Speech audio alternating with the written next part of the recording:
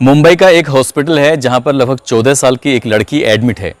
उस लड़की के इलाज के लिए लेडी डॉक्टर, पूछताछ के लिए तो लेडी पुलिस अधिकारी, साफ सफाई करने जाएगा तो लेडीज़ डिपार्टमेंट से ही कोई जाएगा। यानी कि उस कमरे के अंदर एंट्री है तो सिर्फ महिला की, लेडीज़ की। इसके अलावा कोई भी व्यक्ति पुरुष नाम से ना तो कोई वहाँ एंट्री होगी, ना ही पुरुष का नाम वहाँ लिया जाएगा।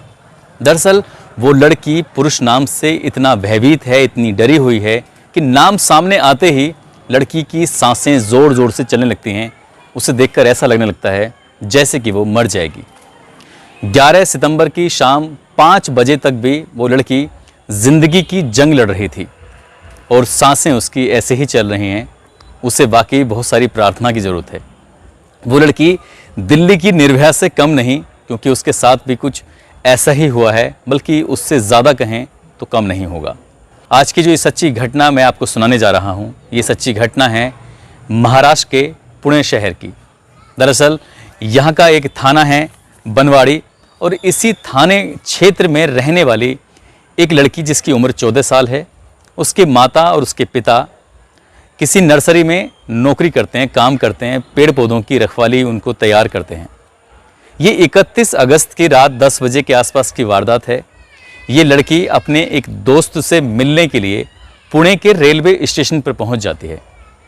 वहां जाकर उस लड़के का इंतज़ार कर रही थी। रात के 10 बज चुके थे, मगर उसका दोस्त नहीं आया, जिसको लेकर वो परेशान होने लगी। अचानक ही उस लड़की पर एक ऑटो वाले की नज़र पड़ जाती है, और जैसे ही ऑटो वाले की नज़र पड़ती है, ऑटो वाला उससे पूछता है कि तुम क्यों रो रही हो, क्यों परेशान हो, क्या मैं तुम्हारी कोई मदद कर सकता हूँ? तो लड़की को एक सहारे की ज़रूरत थी। उसे लगा कि शायद ये जो व्यक्ति है, लगभग जिसकी उम्र 30 साल थी, उसने अपनी उस दास्तां को सुना दिया, बता दिया, और कहा कि वो अपने घर वालों की बिना मर्जी के यहाँ रेलवे स्टेशन पर अपने दोस्त से मिलने के लिए आई थी। दोस्त नहीं आया, इसलिए वो परेशान है।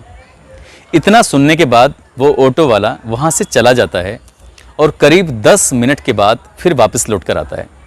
उसने कहा कि जिसका तुम इंतज़ार कर रही थी, दरअसल वो लड़का बाहर खड़ा हुआ है और वो यहाँ आना नहीं चाहता। वो शर्मिंदा है अपनी किए पर, जो लेट हो गया है, इसलिए मेरे साथ चलो और मैं तुम्हें उससे मिला दूंगा।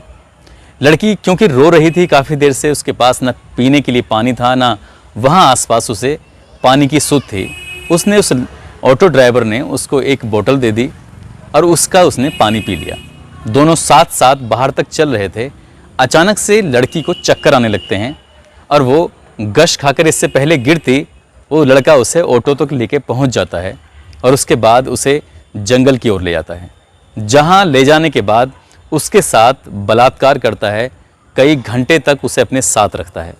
वो 14 साल की लड़की, उसे कुछ होश नहीं था क्योंकि वो नशे में थी।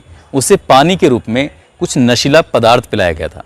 इसके बाद जब 2 या 3 घंटे बीत जाते हैं, वो ऑटो ड्राइवर एक लॉज में लेके जाता है।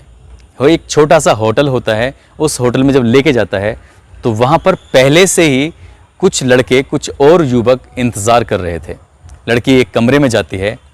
31 अगस्त की रात 10 बजे ये वाक़या शुरू होता है, और उसके बाद होटल में जाने के बाद, लॉज में जाने के बाद, उस लड़की को अंदर कमरे में बंद कर दिया जाता है और उसके पूरे कपड़े उतार दिए जाते हैं। यानी कि उसके बदन पर एक भी कपड़ा नहीं था।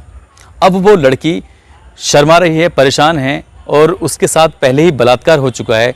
धीरे धीरे उसे होश आता है। तब तक उसके साथ लगभग 12 लड़के बारी बारी से रेप कर चुके थे। दिन निकल आता है और दिन भर यही काम चलता रहता है। एक के बाद एक लड़का आता रहता है और ये सिलसिला लगातार चलता रहता है। शाम हो जाती है, यानी कि इस कमरे के अंदर वो लड़की लगभग 24 घंटे तक रहती है, और वो 12 लड़के 24 घंटे तक उसके साथ बलात्कार पर बलात्कार करते रहते हैं। वो भूख से, प्यास से तड़पती रहती है। वो कई बार कहती है कि मुझे खाने के लिए कुछ दे दो, मुझे पीने के लिए पानी दे दो, मगर कोई भी उसकी गुहार नहीं सुनता, उसकी कोई पुकार नहीं सुनता। उसकी चीखों की आवाज़ भी उस कमरे से बाहर जा भी रही थी, तो ना जाने क्यों वो होटल मालिक या वह आसपास के लोग उन आवाज़ों को सुन ही नहीं पा रहे थे। ये भी बताया जा रहा है कि उस लड़की को बार बार इंजेक्शन दिया जा रहा था, नशीली चीज़ें दी जा रही थी, जिससे क्या वो शोर न मचा सके।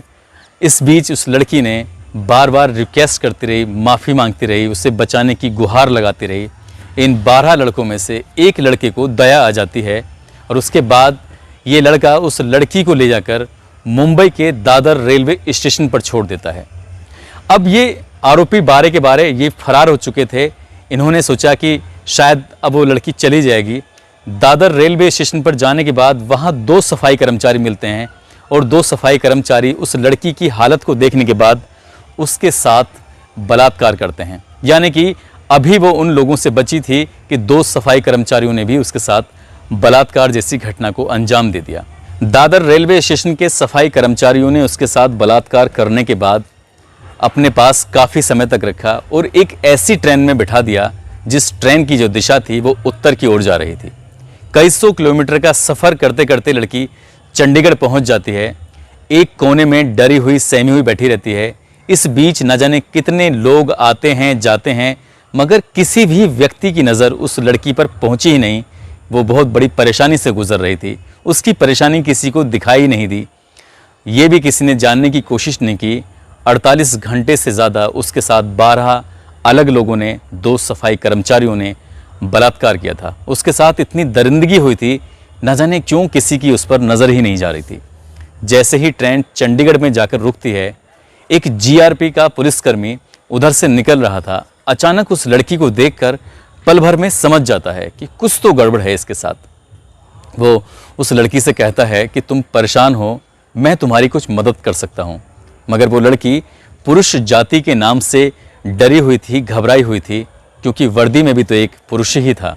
उसे लग रहा था कि हो ना हो ये भी उसे ले जाकर उसके साथ बलात्कार करेगा। वो लड़की चंडीगढ़ उतर जाती है, क्योंकि उस ट्रेन का लास्ट स्टॉपेज जो था वो चंडीगढ़ ही था।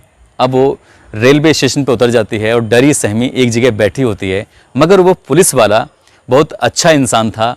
उसने CWC यानी चाइल्ड वेलफेयर कमेटी से संपर्क बनाया।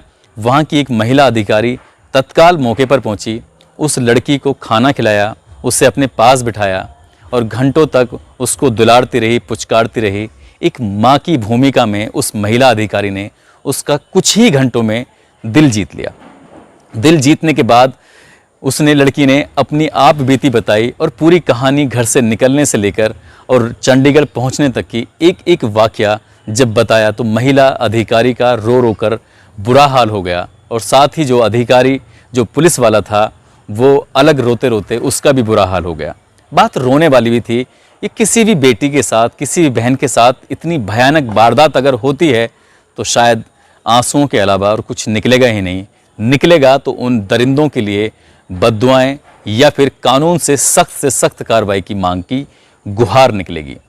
उधर जब लड़की अपने घर से अचानक से गायब हो जाती है तो उसके माँ बाप, जो कि बहुत ज़्यादा पढ़े लिखे नहीं थे, उन्होंने वहीं बनवाड़ी थाने में जाकर अपनी बेटी की गुमशुदगी दर्ज कराई।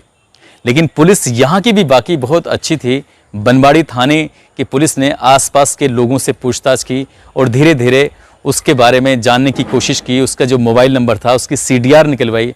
उस इलाके के जितने भी CCTV कैमरे थे उनके बारे में पता करने की कोशिश की, मगर उस लड़की के बारे में कुछ पता ही नहीं चल रहा था। और पता चलता है तो उसके बाद पुलिस ने बड़े ही गंभीरता से, बड़ी ही शालीनता से इस मामले की बहुत ही खूबसूरती से जांच की है। यानी कि इस पूरी कहानी में पुलिस की जितनी तारीफ की जाए उतनी ही कम है। जैसे ही चंडीगढ़ की पुलिस बानवाड़ी पुलिस से कांटेक्ट करती है तो उसके बाद यहाँ से उस लड़की को हवाई जहाज़ के माध्यम से मुंबई लाया जाता है और मुंबई लाने के बाद उसको हॉस्पिटल में एडमिट कराया जाता है। जितना भी स्टाफ है, टोटल के टोटल महिला स्टाफ ही उस लड़की के इलाज में, उसकी खिदमत में, उसकी हर ज़रूरतों को पूरा करने में लगा हुआ है, क्योंकि वो लड़की पुरुष जाति नाम से डरी हुई है, घबराई हुई है। इसके बाद पुलिस ने जो अपने मामले की जांच पड़ताल शुरू की है तो 100 से ज़्यादा CCTV कैमरे को खंगाला गया और खंगालते खंगालते आखिरकार पुणे के रेलवे स्टेशन पर एक ऑटो जाता हुआ मिलता है। उसी में वो लड़की थी और उसी ऑटो का नंबर उस CCTV में कैद हो जाता है। पुलिस ने उस आरोपी को, जिसकी उम्र लगभग 30 साल थी, उसको गिरफ्तार किया, उसको पकड़ा और एक एक करके जितने भी लोग थे, यानी कि 12 के 12 लोगों को पकड़ा। उसके बाद इस लड़की ने जो बताया था, अपना बयान दिया था, दादर रेलवे स्टेशन का उन दोनों सफाई कर्मचारियों को भी पकड़ा। फिलहाल पुलिस ने अभी तक इस मामले में 16 आरोपियों की गिरफ्तारी की है जो इस केस से सीधे सीधे तौर पर जुड़े हुए हैं। मुंबई पुलिस की प्राथमिकता है कि इस मामले को फास्ट ट्रैक कोर्ट में चलाया जाए ताकि अगले 10 से 15 दिन में या लगभग 1 महीने में इस केस में निर्णय आना चाहिए और जितने भी दरिंदे हैं, जितने भी आरोपी हैं, सबको फांसी की सज़ा कम से कम होनी चाहिए। मैं सैल्यूट करता हूं उस पुलिस को जो जीआरपी पुलिस का सिपाही था, और मैं सैल्यूट करता हूं उस महिला को जिसने इस लड़की का दिल जीता, जिसने उन लोगों को हॉस्पिटल तक पहुंचाया। और मैं सैल्यूट करता हूं उस पुलिस को जिसने इस मामले को महज 5 या 6 दिन में ही खोलकर सबके सामने रख दिया। ये कहानी आपको ज़्यादा न्यूज़ चैनल पर या फिर ज़्यादा अखबारों में देखने को नहीं मिलेगी, क्योंकि मीडिया की जो जिम्मेदारियां होती हैं वो कम पूरी कर रही है। वाकई ही इस खबर को उठाने की ज़रूरत थी, लोगों को सचेत और जागरूक करने की ज़रूरत थी, उस बेटी को न्याय दिलाने की ज़रूरत थी, जो शायद मीडिया इस मामले में दिलचस्पी नहीं ले रहा है। इस कहानी को सुनाने का उद्देश्य भी किसी को परेशान करना नहीं है, किसी का दिल दुखाना नहीं है, बल्कि आपको सचेत करना है, आपको जागरूक करना है। आप जहां भी रहें अपना ख्याल रखें, सुरक्षित रहें। जय हिंद, जय भारत।